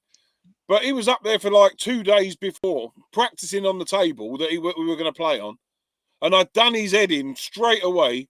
I said, "Yeah, we'll play on it," but we turned it, instead of him racking from the end that he'd been practicing on for 2 days. I said, "Let's rack at the other end," and I absolutely destroyed him. And I'll tell you What's what, his name? Imran was up there. Lee Rigby, his name. And Imran was up. Is he Imran still was up playing there. nine ball? Is he I still don't on the know nine ball? what he's doing. He's just one of them. He's just one of them journeyman bums, Right. you know. Yeah. But you know, I mean, he's as I one say, of them, and I just got no time for him. But he just constantly wanted to keep coming back at me. I want to play more for money, make more for money. But do you know what, Bash? The best time to beat them people is beat them in the competition. That's it. yeah. I mean, I'll Just be play in the honest with you. competition. I've had a few money games with Ashy, and he's beat me, and that's fine. I can handle it. It's not really the money at all. But at the end of the day, I'm not gonna put my money. I don't play enough to be playing money matches. I don't play the game enough, so I just thrive on the tournaments. I will have one money match this year with Benji on the 10 ball, maybe June, July time, middle of the year. I'll just have maybe $1.5 a man or something like that. Nothing stupid, just as a little tester, and Incentive. then the world can see the look, can't they? And they can make their own decision. You see, I don't mind that, but as for Ashy, I don't really want to get involved with his money matches because he's not my type of, I'll let him take the money what he's got, and that's fine. I don't chase my losses with players. We'll meet at tournaments. I'll record matches. I'll donate jammy dodges to him. Not a problem. We'll because I really want to prove my point, you see. And once I got these guys on camera every match and counted jammy dodgers, seeing you got 7, I got 2, then they will know. And I'm obviously in their heads now, which is part of the aim of all this. That you need to, because in Q Sports, you got to get you got to let them know that it's a mind game as well. It's not just the physical thing. So Benji Buckley writing articles about me, he never comments on Facebook. He's a quiet person, but obviously when you hit nerves, people's character gets exposed. So he's exposing what he really is, you see. And that's what I like to see. I want people to expose what they really are, not hide, all nicey. Nobody likes everybody. That's the way the world is. Half the people can't stand other people. That's why I don't mix with many people, because people are bloody, I'd rather the neighbour's cat. I talk to the cat about my 9 ball, and that is a lovely cat. And I say, Benji's fucking flew this, he's done that, and the cat just sits there on the. No, the cat sits there thinking, I know what you're going to say. That's what the cat's sitting there thinking, fucking, I know what he's going to say again. But that cat, that's my therapy. Don't tell me. That's the therapy. But hopefully, if we get on there another time, I'll have the cat with me. But the neighbour, I look after that cat. It jumps in the garden and that, and plays with the kids. But it's. I will record matches. I will prove my point, and whatever these players think. To be honest, like Gareth, I really don't give 2 shits about what people think of me. I just get on with my life, and it's a tournament. And I said to Elliott brothers that they said you do look tense, because I fear a fluke. The fear of that fluke is getting to the point where I think, please don't fluke something, And then I start thinking, don't even play like you said. What's the point of playing safe? Just whack something. You might get lucky. You start thinking of playing. It don't happen, Bash. Shot. It doesn't happen. As soon you're a skillful player and you play something like that, and you just set them straight up. Can't do it. It's like against nature. You don't. Even if I'm on a thin, if I've got to cut a ball thin and I don't want to go for a long double, I'd rather go for a thin cut sometimes, and just move that ball an inch, and that's a skillful shot. But people just smash things, and you just start thinking, why do I just smash it and I get something? And I guarantee when I smash it, it will go all around the table and land right on the pocket. So we will see what the year pans out. It's been a interesting 9 ball year. Next year, I will do what Tony Curtin does. I'll get my matches on my own tripod, and with certain players, I'll post it on Facebook. I just lost to this guy. Make your own mind up. Here's fluke 1. Here's fluke 2. And then people will make their own mind up. Did they win on luck? And all I like Gareth says. All not Gareth, Gary. He said, "Who do you blame? Who is to blame? The players not to blame, are they?" Well, probably not. I don't know, mate. You know, do you know what? I don't know, another mate. theory. I've got another little come theory across though, a lot, right? a Maybe. lot of lucky and there's sobs. all, you know. So as I say, I don't know who to blame, but all I can say is there's a fifth force, the fluke force, Maybe. and whatever from the cosmos where that comes from. Bash, what I've started doing now, Bash, is I've started off. I've started like pointing at the ball and telling it off. Well, I think what I've started That's doing. just the way to calm me down. I think what I started doing, and I think it got to Ashik. I think I didn't finish what I was saying on the Wednesday event. He's fluked a few balls in, and when I've come to the table, I'm just laughing at him. I've just started laughing, and I don't know. And I think I put a post on Facebook last week that if you come to the table and you're laughing, is that cheating? Is that? Yeah, I've seen that actually. Yeah. Sorry. I've seen that. Because, Yeah. And that was the attempt because it happened between mine and Ashik's game, and because he'd had that many flukes that I just had to laugh every time I come to the table thinking, here we go. And I don't know. I don't think it is cheating. I mean, it was quite a serious point because I just thought, well, if you laugh at your opponent, you're not putting them off on their shot. It's your table. You do what you behave how you like. I don't know what ruling is in that. If you keep laughing at a fluke, I don't know. That's your time at the table, Well, I like guess. you say, it's your table. It's your table. Because I don't want anybody to say it's unsportsmanlike or it's cheating, or because to me it was a way of releasing, not getting mentally tortured by it, just relaxing over the flukes. You know, if it works, but if that helps me mentally, then I'll just laugh at players, and one day I might be laughing at you two, but who knows? You know, if there's a fluke, but we don't know. I don't know how to deal with it. So I will, you know, now I'm in their heads. Maybe that will wobble things and change the equilibrium a bit. If I start laughing at the table when they fluke something, that, you know, anything to cause a disturbance might swing it my way. So I will try in the fluke, or disturbance in the fluke force. Maybe, I don't know. Yeah, I've got a theory though. Yeah, I've got a theory. I've got a theory. It may be right. You get that upset about things because I've seen your safety game, right, and your safety game is pretty good, right? Probably because of the snooker background and some of the safety shots you play. You know, where you were saying a minute ago, you're thinning off balls, sending the white around 2 cushions to come back up down the table. They're not easy shots when you're going full length down the table to hit a ball thin, come off 2, especially on a slower table. And you play that shot. I've even seen you practicing that shot in between matches before on your own. You just putting the ball down the bottom, cutting off it, coming around. Maybe sometimes because you're expecting and you play a really good safety shot and someone gets out of it, it makes it worse for you because you know you've played a really good safety shot. Well, like what Gareth said, you've played a brilliant safety shot, and you think, right, I've got him. Yeah. And you mentally you're thinking, this has got to lead to a reward, and when it doesn't, psychological aspect of that, it's demoralizing.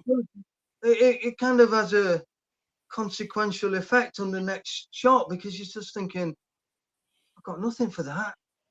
Should I play safe now? Should I just risk a double? You know, you start playing. You know, I hate doubles. I don't like going for doubles. But like you say, I don't know what the answers is, but hopefully in these last few weeks, the agitation what I've caused may swing it my way. Inshallah. Maybe. I mean, well, God willing. Matt mentioned David Sapolis, Bash. We're definitely worth a listen. He's definitely worth a listen. Just one other thing I want to say as well about the, you know, you were saying like when you were laughing, all right, you come into the table laughing, right? If I was playing you, I fluked a shot, maybe fluked it or played a good shot, or whatever. You come to the table laughing. Do you know what I'd think? What? I think I've got this guy. You probably would. Probably would. I know. I've got him. His head's messed up. He's laughing to himself. He's in his head, and I'm sitting there loving it. Yeah, and that's good. I'm glad you expressed that because I'm hoping everybody thinks that.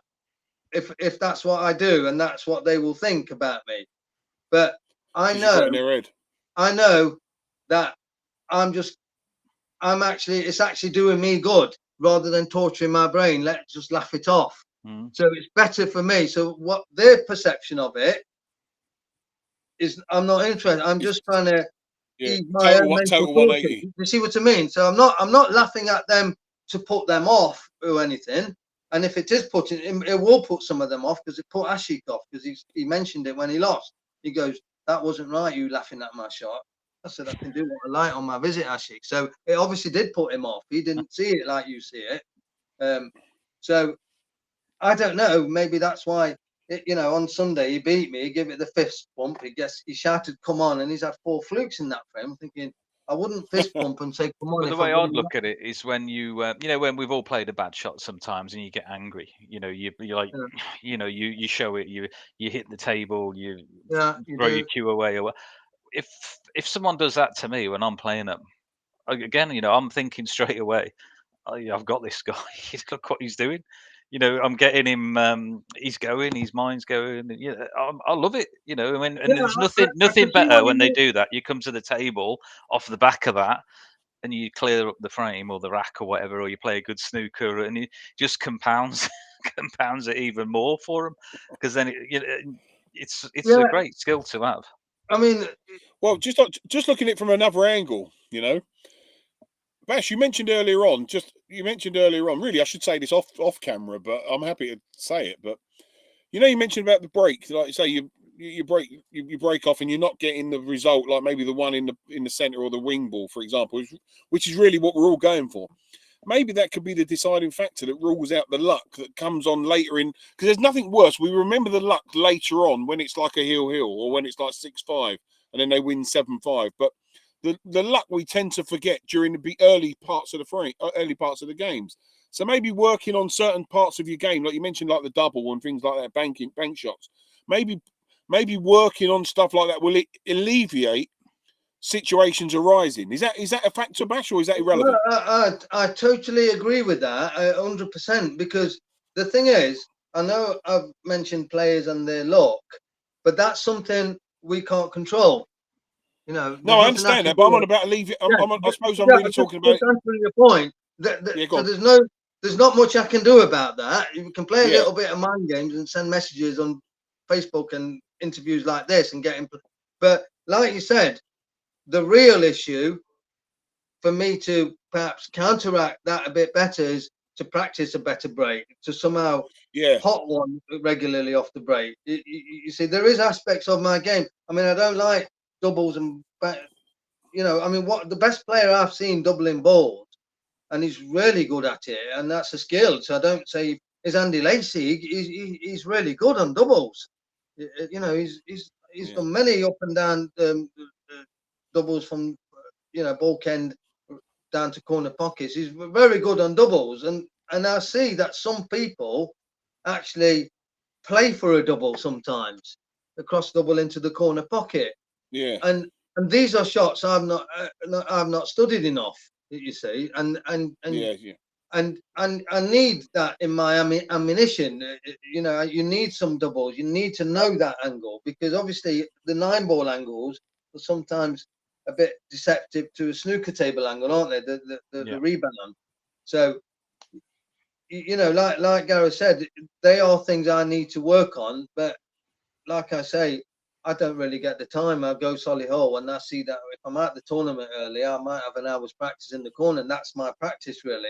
And the other practice is going to the events and turning up a bit early and practicing in between rounds. So I perhaps do need to get myself on a proper 9-ball table and put, because even Phil Wyman said you need to, because I'll be honest, I rely on my background of snooker, and that just carries me through because I've played snooker most of my life. So it's not that yeah, I'm not saying I just turn up and I'm not practicing.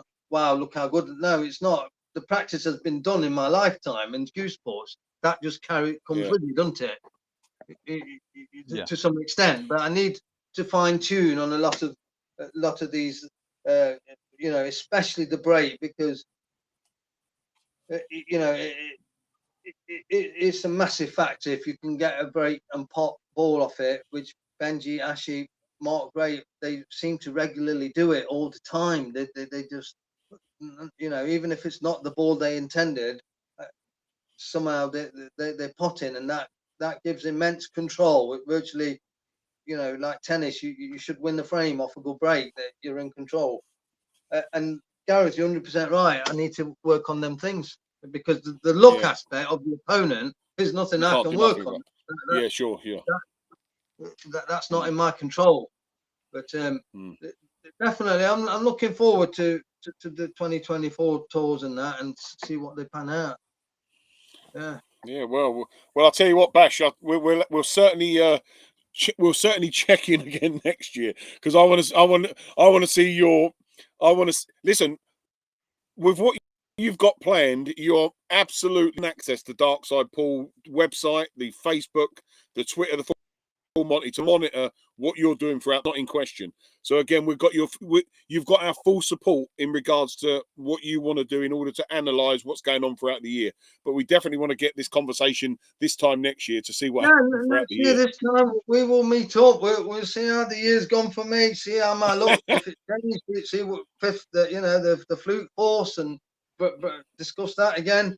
And we just, I'll keep a record how many jammy dodges I've given out over the year. Yeah, absolutely, it's a must. It's a must. And hopefully I'll have any statistics to support the evidence, you know. But you know, all that aside, we love. I get a lot of buzz out of 9-ball. You know, even though you know, it appears like I'm moaning about luck, I will still compete fairly. I will still try and win, and I love going to the top, because I work such a pressurized life that nobody, you know, some people live my life. If they had to do what I do in a week, they'll need 3 weeks off. But it's just my life. That's how I do it. So going to a tournament even my missus says, go, because you need a break from it all for the week. Yeah. You know, it's a break. But unfortunately, the sport what I've ended up taking up seriously in life, cue sports, are torturous. So although we go for a fun break, you can come back tortured. You know, but that's part of the pleasure and the pain, isn't it? That's we do it. Yeah. You know, we all do no, it. Right. You know, we love it. I don't intensely hate anybody. I might not look eye to eye with a lot of people, but I don't. Just not, you know, anybody who I've slagged off, they're more than welcome to buy me a drink anytime, and we'll have a chat face to face. I don't mind that. You know, it's nothing personal, and I'll repeat that. It's just their luck. What I'm talking. Well, it's business, isn't it? It's business at the end of the day. It really is. I mean, even if you look back at snooker, I mean, I don't know how much snooker you guys have watched, but you know, when we were kids and watching Davis and Higgins, and Davis didn't miss a ball, did he? You know, but he had so much luck. No. Did you see? Whenever he missed the ball, he left it awkward on a rail or snookered. He had a lot of luck in his career with it. And but Eddie Charlton, I don't know whether you remember, Eddie Charlton once commented on it. Steady Eddie. Yeah, and he said Steve Davis is one of the greatest players ever, but he's one of the luckiest ones as well. And Steve Davis replied to it, and his reply was very interesting. And Steve Davis says, if you're at the table more, you're gonna get more luck. Yeah. Well, you're right. You're right, aren't you? I mean, no doubt about that. But what I want to know is, just before we do wrap things up, we're nearly 2 hours of this. Been great, actually. Nearly, yeah. But what I want to know is, are you bringing them jammy dodgers tomorrow night at Solihull? I'll bring a couple of packets, yeah. Yeah. I mean, I don't know who else is going. I mean, do you need to save them for next? I think you need to save them from January the 1st onwards. Start a new year. Start a new year as you mean to go on. All right, these have got sold by day October 2024. So I'll bring a few packs tomorrow, and we'll count a few flukes and have tea and jammy dodgers afterwards. Yeah? Well, look, it's been great. Do you know what? I mean, I actually might even take. I'm down in Southampton at the moment. I might even take a bloody trip up there tomorrow, because I think tomorrow night's going to be very interesting. I might have to come up to Solihull. I'll tell you what, if you lot come up, well, I'll be up. I mean, normally, like Benji says, when I'm out, I'll fuck off home. But if you lot are all up, we'll go for a curry if you want afterwards or something. I don't know where they'll be Do anywhere. you know open, what? mate. I'll tell you what. The I would, possibility but I is don't know on where the they're open. possibility is on the table. Anyway, if you're there, you're there. We'll have some jammy dodgers, yeah. Yeah. Well, I Yeah. can't, but I mean, you know, you lot can. But Are no, you, it's are you, been. are you, are you, Bash, are you I'll tell you coming what. up, Gareth? I've got to be gluten free, mate. Do you know what? So I'll see what I've got to do in the morning, and I'll see how it all pans out. And I'll tell you what, I'll give you a little text to let you know if I'm coming or not. No Well, worries. it could if I can find Failing them. that, I I've think, got. are you entering the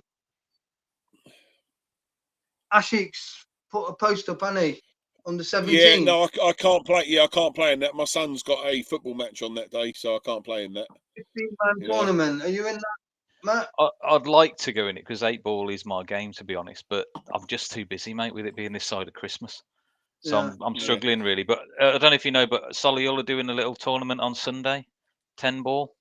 This Sunday. Yeah. Just today, I think it starts at 3 p.m. Probably not going to be many in it, 8, 16 players or so, but you know, just a bit of a laugh, bit of When was practice. that advertised? I think Daryl put the word out to people. Yeah, Today? Did you not? put it Did up, you didn't he, I not? think? Did you not get it, mate? I don't know. I'm getting a bit paranoid here. You're not inviting me. But, I mean, I like Daryl and I like Luke Garland. Luke Garland is quality. I Oh like yeah, his yeah, yeah. action. Yeah. Oh, Luke's great. Luke's great. Luke He really is, Garland- isn't he? What a lovely bloke he is. Luke Garland is a lovely QS. He's got a lovely Oh, QS. brilliant. Yeah, yeah, yeah. I like watching him, and Yeah.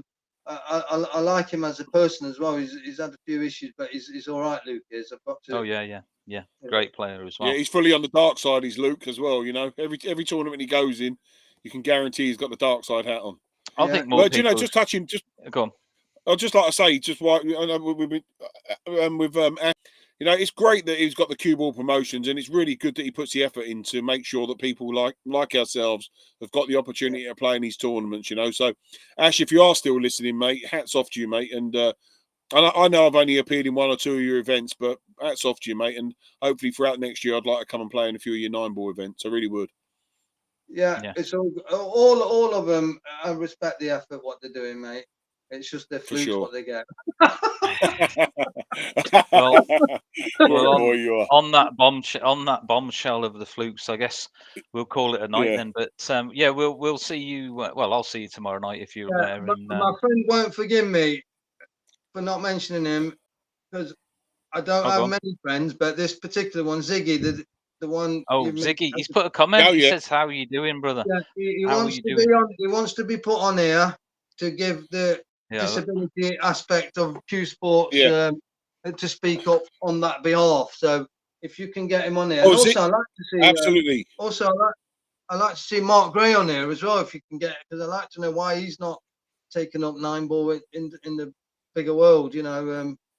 So Yeah, for sure. it'd be- Well, because we'll it'd be- reach out to him, see if he's interested to come on. Yeah, it'd be yeah. interesting. Well, to we're know. gonna have a Yeah. word with Ziggy anyway. We need him to follow us on our page so we can send him a message. So I know he's Ziggy- listening. Yeah, well, so yeah, I think, Ziggy, yeah, can I you think follow Ziggy, us and then we'll send you a message? Have I you think got Ziggy Ziggy's does actually 9-ball? follow us. No, he does. Yeah, Ziggy I've told does him to follow follow us. He you. needs, I'll let him. I'll tell him to follow you. Oh, you need But, to just send yeah. us a message, I think, on he needs through the. Ziggy, if you're listening, um, send us a message. Yeah, apparently he's done 2 9-ball clearances in his life, and one of them got recorded by Tony Curtin the other day, because Tony goes up to his place to play sometime. So, you know, for Ziggy, Oh, brilliant. that's a major achievement because he's only done 2 in his life, from what Tony said. So, and to get one recorded is quite. I don't think Gareth's ever done one in his What a life. big- Never mind. absolutely. Ziggy. Oh, no, you're not. What? Listen, mate. Let me tell you something. I destroyed. I can't. Let me talk about. Hang on. Hold on. We're On gonna Sunday, go I up played in another that hour, two-in ain't you? tournament. Yeah, I was 5-1 down against that Spencer, and I played perfect pool to beat him 7-6. And in there it's all recorded. If you want to watch it, watch me come back and destroy him with a few runouts as well from the break. Yeah, stick it on From stick it 5-1 on your down. dark side. I like to watch that match. Yeah, I'll get it on there, mate. I'll get it on there. There's quite a few on there, mate. You know.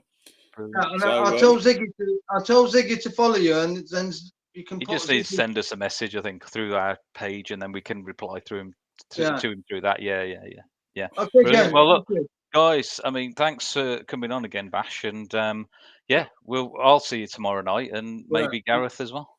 and then we'll catch up. Yeah, next maybe year I'll on see another what I'm doing. If not, yeah, we'll catch up. I'll say I've got a busy schedule for Paul next year, but I'm not missing out on you guys for sure. That's a must. So, Bash, thank you so much for coming on here and spending time with us, mate. You know, You're and welcome, what you've mate. said All the tonight best. is absolutely valid. You know, in regards to the fluke factor. You know, the fluke The force. force, The fluke fluke force. I get it. The fluke I get it, force of mate. nature. Brilliant. Right, mate. We'll see you tomorrow then.